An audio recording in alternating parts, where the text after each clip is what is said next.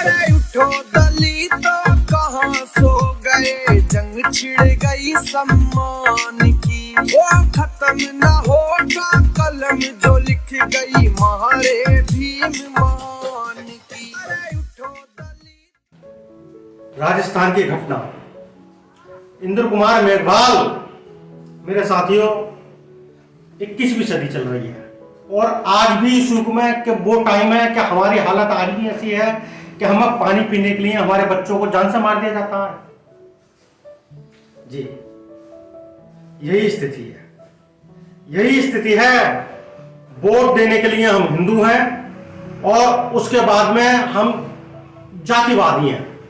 हम जातियों में बढ़ जाते हैं, हम छोटे हो जाते हैं, हम शूद्र हो जाते हैं, हम दलित हो जाते हैं और लानत भेजता हूं मैं ऐसे दलितों पर जो कांग्रेस में जाते हैं। मैंने आपसे पहले ही कह दिया, एक सांपनाथ है तो दूसरा नागनाथ। बीजेपी की जनक ही कांग्रेस है। आरएसएस से प्रतिबंध कांग्रेस ने हटाया। असली जड़ क्या है? दोनों ही ब्राह्मणवादी हैं, दोनों ही कट्टर हिंदू सोच के, सनातन सोच के भाई ब्राह्मण हैं। काहे की हिंदू सोच? हिंदू तो भिन्न भिन्न जाति भिन्न भिन्न धर्मों का संग्रह है। लेकिन क्या ये हिंदू क्यों कहते हैं? अल्पसंख्यक न हो जाएंगे? देखिए इनकी चाल, किस तरह से हमारे त्योहारों को अपने त्योहार में कन्वर्ट कर लिया और जिधर भीड़ थी उधर भीड़ की तरफ खड़े हो गए और हम पर राज करने लगे। किस वजह से? हमारी समाज के गद्दार को वजह से। हमारी समाज के गद्दार, हमारे समाज के वो गद्दार जो शिक्षित हो गए और शिक्षित होकर अपने समाज के लिए काम करने की जगह किसके लिए काम करने लगे? मनुवादियों के लिए। आज भी देखिए कितने शूद्र आरएसएस की शाखाओं में जाते हैं। मेरे एक मास्टर है, तो जब उसका मकान बनना था, मैंने पहले भी बताया था, तो साहब मैंने कहा कब आओगे? बोले 9 दुर्गों में। खुद भी टीचर और उसके बहू भी टीचर, आरक्षण की वजह से पड़ा हुआ है और अब कहां जाता है? आरएसएस की शाखा में। मकान का उद्घाटन कब करता है? 9 दुर्गों में। ऐसे शिक्षक 90% शिक्षक क्या करते हैं? बाबा साहब की वजह से पढ़े और बाबा साहब के बाद क्या करने लगे? खुद को बहुत बड़ा तीस मार का समझने लगे हैं। एक मेरा रिश्तेदार है, वो भी यही है साहब, सरकारी है, फ्री की सैलरी मोटी सैलरी लेने वाला। वो एक बार सोशल मीडिया पे क्या लिख रहा है? राम राम। मैंने लिखा, बाहर है मेरे खूबसूरत चमार, दुनिया सुधर जाएगी, तुम नहीं सुधरोगे। इनकी वजह से। एक हमारी कॉलोनी में है, कभी बहुत बुरा हालात थे, घर पर नल तक का नहीं था, खाने को रोटी नहीं थी। मुझसे कहता था पवन ये जरा आज कुछ नॉनवेज खिलवा दो, कभी मछली खिलवा दो, कभी मुर्गा खिलवा दो। समाज के नाते खिलवाता था। एक दिन अचानक से बहुत पैसा आया, कोठी खड़ी कर ली, कार खड़ी हो गई। उसके बाद में जितने भी लोग थे सबसे उसने मुंह मोड़ लिया। वो क्या अपेक्षा करने लगा?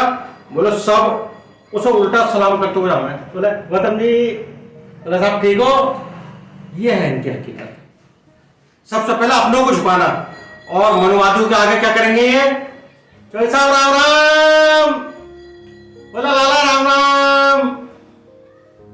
ये है तो साहब वही गौतम। मैं एक श्रीवास्तव जी की जो प्रोग्राम में आया तो उनके बहू और बच्चे हैं, अरे वो लहसुन प्याज तो न डाला है खाने में। तो हम लहसुन प्याज न खाते हैं, बालाजी को पूजा है ना। अम्बेडकर संघ का था पदाधिकारी और बड़ा ज्ञान फैलने वाला बाबा साहब पर, और देखिए हरामखोर। उसी तरह हमारे संगठन है, तमाम संगठन हैं जो एक दूसरे से ही चिड़े पड़े। एक दूसरे से ही अगर कोई संगठन चला रहा है तो समझ लो उसके, मैं कहना नहीं चाहिए, पिछवाड़े में बड़ी ऐंठ मिलेगी, बड़ी ऐंठ। उसका तो सीधा ये होता है कि मेरा चेहरा चमके और मैं बहुत बड़ा नेता बन जाऊं और फिर किसी पार्टी में चले जाऊं। विधानसभा चुनाव में कितने राजनीतिक संगठन चलाने वाले लोग अखिलेश यादव के आगे रो गए। वो देखा चंदू प्रसाद को कैसा अखिलेश यादव के आगे रो रहा, बोले 2 सीट देते हैं। बोले बस ये कहते हैं कि वो चंदू मेरा भाई है। अबे बेशरम है, और बीएसपी को क्या करते थे, बोले बीएसपी के इतने आदमी तोड़ दिए, उसमें बीएसपी का ये तोड़ दिया, बीएसपी में ये कमी। अबे हराम खोर, क्या करे, कोई पार्टी चला के और उसे सींच के और जो है उसे आगे बढ़ा के क्या करे, तुम्हें दे दे और तुम रात को शराब पियो, मुर्गा खाओ, लोनियाबाजी करो, शादी कर करके छोड़ दो, नई लोनिया खास लो, फिर ये काम करो, तुम्हें दे दे पार्टी का, तुम्हें अध्यक्ष बना दे। अब हराम खोरो है। एक समाज का संगठन था भीम आर्मी, वो भी तुमने खा गए। और उसके बाद इस तरह से समाज को उल्लू बनाते हुए हैं। और बड़े समाज के भी बड़े बेवकूफ हैं। भीम आर्मी, भारत एकता मिशन और नीचे आजाद समाज पार्टी, अब उल्लू हो। अरे भाई सामाजिक संगठन था, अब उन्हीं लोगों ने पार्टी बना ली, तो सामाजिक संगठन का रह गया भाई। अब तुम सामाजिक संगठन का नाम भी लिख रहे हो और पार्टी भी चला रहे हो, तो उल्लू बना रहे हो भाई। क्या समाज में और लोग नहीं थे संगठन चलाने को? एक संगठन निकला था जो आरएसएस के टक्कर पर था, है, निस्वार्थ, बिना किसी पॉलिटिकल पार्टी से जुड़े हुए चलता, उसे भी तुम पार्टी बना के बैठ गए। और औकात तुम्हारी क्या निकली, जमानत जब्त हो गई तुम्हारी, नोटा के वोट तुमसे ज्यादा निकले। ये किया तुमने, खा गए संगठन को, है। कहीं जाते हो तो कैमरा साथ में लेके जाते हो, है, मूतने को छोड़कर तुम्हारी हर बात की वीडियो बनती है। तुम्हारे कैमरे को पता होता है कि तुम पुलिस वालों को आंखें निकालने वाले हो, उनसे बहस करने वाले हो, वीडियो पहले बननी शुरू हो जाती है। अब हराम खोरो, तुम गए एरोप्लेन से वही और भाई को गिरफ्तार कर लिया, क्यों? एरोप्लेन से, अरे अबे हरामी हो, ये स्कॉर्पियो एरोप्लेन से घूमने के लिए पैसा कहां से आया बे? कौन कर रहा तुम्हें फाइनेंस? है, हमारे समाज में तो नहीं है पैसा इतना, कौन कर रहा तुम्हें फाइनेंस?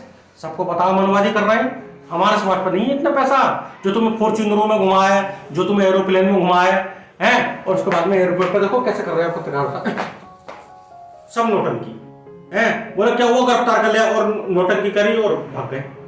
क्या मिला उससे? क्या मिला भाई हरामखोरो, क्या मिला उससे? ये है समाज पे जो अत्याचार हो रहे हैं, उसकी वजह ये है आपसी फूट, आपस में एक दूसरे को काटना और ये धूर्त नेता निकलना है। इसी की वजह से देखिए इंद्र कुमार मेघवाल को कितनी बुरी तरह मारा गया कुत्ते ने, उसने, और साथ में उसकी फोटो आई है, आरएसएस का आदमी था, है।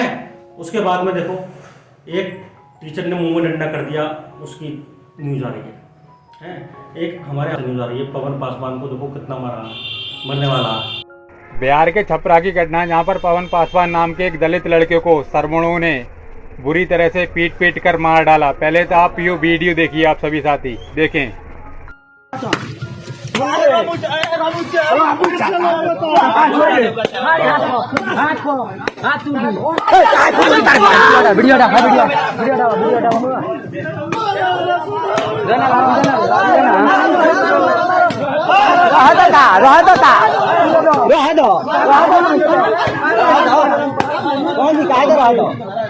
मेरा मानना, जब तक SC एक्ट में फांसी का प्रावधान नहीं हो जाता, तब तक ये भड़वे ऐसे ही कुत्तों की तरह दलितों को नोचते रहेंगे, मारते रहेंगे, पीटते रहेंगे, दलितों के साथ अत्याचार करते रहेंगे। तो SC एक्ट में फांसी का प्रावधान होना बहुत जरूरी है। सभी साथी वीडियो शेयर करें ज़्यादा से ज़्यादा। जय भीम, जय भारत, आवाज़ उठाएं सभी साथी, जय भीम। फिर एक और बच्चे के साथ घटना हुई है, उसे पानी नहीं पीने दिया। ये हमारा आज का संघर्ष नहीं है, हम सदियों से संघर्ष करते आ रहे हैं पानी पीने को। और हमारे यहाँ हरामखोर क्या करते हैं, हमारी विरोधी पार्टियों में जाते हैं।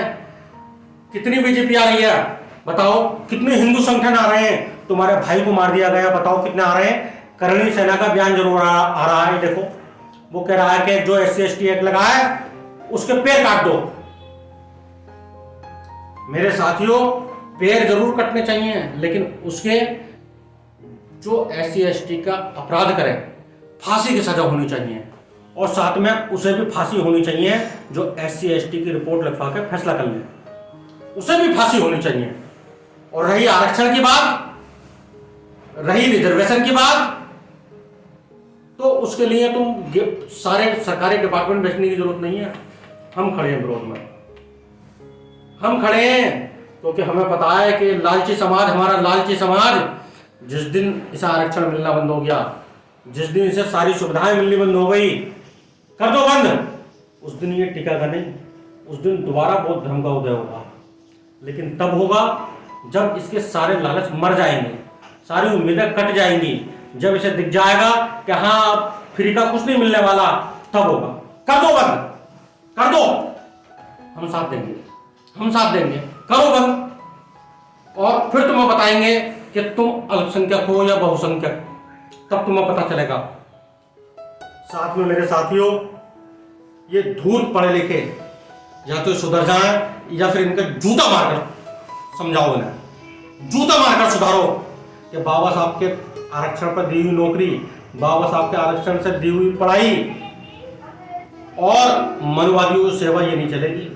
और वो मेरे हरामखोरो, जो तुम मनुवादियों की सेवा करते हो, मनुवादी पार्टियों में जाते हो, वह हरामखोरो, देखो कितने हिंदू संगठन आ रहे हैं। ये हिंदू मुस्लिम के नाम पर जितना तुम इनका साथ देते हो, देखो कितने हिंदू निकल के आ रहे हैं, कितनी करणी सेना आ रही है, कितना विश्व हिंदू परिषद आ रही है, कितनी शिवसेना आ रही है तुम्हारे पक्ष में। और अगर कोई नहीं आती तो छोड़ दो इनका साथ, निवेदन है मेरा, छोड़ दो, घर वापसी कर लो घर वापसी, और घर वापसी कर मिलकर लड़ो, मिलकर एक जगह आओ, एक मंच पर आओ। देखिए मैंने पार्टी जरूर बनाई है, लेकिन मुझे ऐसा नहीं पता था। तमाम चालाक लोगों ने, तमाम मेरे बाप दादाओं ने तो पूरी जिंदगी कुर्बान की है, सामाजिक सेवा की है। तमाम जिसे देखो वो चालाक आदमी तमाम पार्टी बनाए पड़ा, अम्बेडकर समाज पार्टी, दलित समाज पार्टी और तमाम पार्टी, जिन हरामखोरों ने कभी समाज में बाहर निकले भी नहीं, वो तमाम पार्टी बनाए पड़े हैं। मुझे थोड़ी पता था ऐसा है। और सामाजिक संगठन जिसे देखो वो सामाजिक संगठन, देखिए एक अमरोहा में था हमारी पार्टी से जुड़ा, विकलांग था, मैं बड़ा तरस खाता था, विकलांग आदमी है और इसे मैं बहुत सपोर्ट करूँगा। वो विकलांग आदमी पता लगा वो तमाम पार्टी के लोगों को भिड़का रहा है, और जो पार्टी के मुस्लिम है उन्हें गाली दे रहा है, SC ST की धमकी दे रहा है उन्हें, उसे डांटा। फिर तो उसके बाद में वो संगठन का राष्ट्रीय अध्यक्ष बना हुआ है। पैर से चल नहीं सकता, हालांकि ये गुनाह नहीं है, लेकिन भैया सपने पालो, लेकिन इतने तो मत पालो। तुम्हें जैसे लोगों की वजह से तो तमाम समाज बटा हुआ है। आपस में आंखें दिखाते हैं, आपस में यूं ऐसा है, आपस में आंखें दिखाते हैं और दूसरों के आगे नतमस्तक हो जाते हैं। और साथ में दूर करो ऐसे गद्दारों को अपने समाज से, अपने बीच से, जो नौटंकी करते हैं, जो ड्रामा करते हैं और जो तुम्हारे संगठन को खा गए।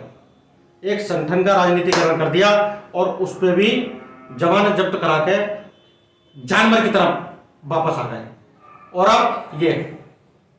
अब मूछा तब बैठना जब सहारनपुर से उन ठाकुर से बदला ले लो जिन्होंने तुम्हें मार मार के भगाया है। एक से भी बदला लिया, ये पैसे ऐसे हेटने लगे हैं। अब कुछ किया है? साथ में नए ये जो ड्रामेबाज पैदा हो रहे हैं, नवाब सतपाल उल्लू, डेढ़ हड्डी भरे कबड्डी, ये शुरू में देखता था कैसे नौटंकी करता था, कि जो कैमरा सेट किया और झंडे से अपने ड्रामा करने लगा। सबका उद्देश्य है राजनीति माना। ये कहेंगे कि हम राजनीति में नहीं आएंगे और उसके बाद में धोखा देकर, माल समेटकर, खूब चंदा इकट्ठा कर नेता बन के बैठ जाएंगे।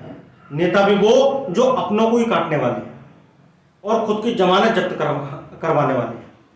छोड़ दो मेरे साथी, छोड़ दो ये धूर्तगिरी, छोड़ दो। निवेदन है मेरा, आ जाओ, एक रास्ते पर आ जाओ, एक मंच पे आ जाओ, एक जगह आ जाओ, ये धूर्त पर छोड़ दो मेरे साथी, छोड़ दो। जय भीम।